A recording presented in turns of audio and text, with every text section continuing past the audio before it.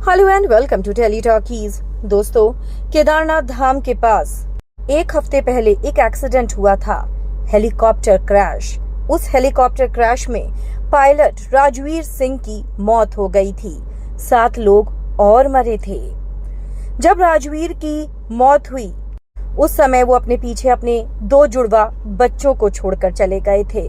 उनके जाने के बाद पूरी तरीके से घर में मातम पसर गया था। कैप्टन राजवीर एक बहुत कुशल पायलट थे।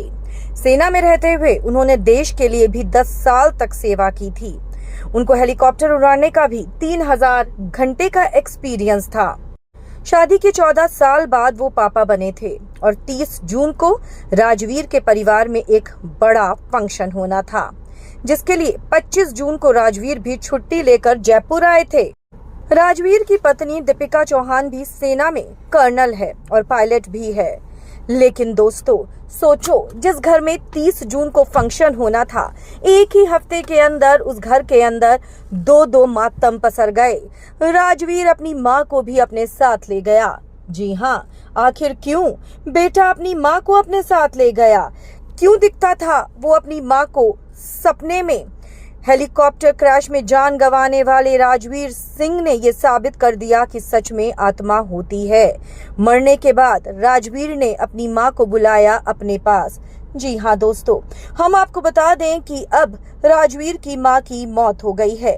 राजवीर की मां रो रो के बौखला चुकी थी, टूट चुकी थी।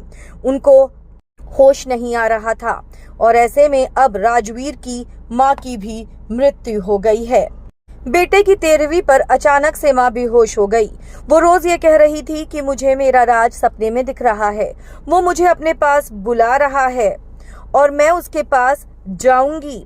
और ऐसे में सदमा बर्दाश्त नहीं कर पाई पायलट राजवीर की मां और उन्होंने अपने बेटे की 13वीं के दिन अपनी अंतिम सांस ली। क्या कहेंगे आप? ये साफ हो चुका है कि कहीं ना कहीं आत्मा है, क्योंकि कहते हैं मरने से पहले 13 दिन तक आत्मा धरती पर ही भटकती है और 13वीं के दिन ही आत्मा को मुक्ति मिलती है। राजवीर की मां लगातार बोलती रही ये बात, लेकिन सबको लगा ये बेटे के प्रेम में बोल रही हैं, लेकिन वो बेटे के प्रेम में नहीं बोल रही थी। उन्हें जगह जगह राजवीर दिख रहा था, सपने में भी और घर में भी। और उन्होंने ये कहा भी था, देखो वो बैठा है, वो मुझे बुला रहा है, और वो ले गया। दोस्तों, इसे कहते हैं माँ बेटे का सच्चा प्यार। आप क्या कहेंगे? आप अपनी राय कमेंट्स में हमें जरूर लिखकर बताएं। वीडियो को लाइक और शेयर करना अपना भूलें।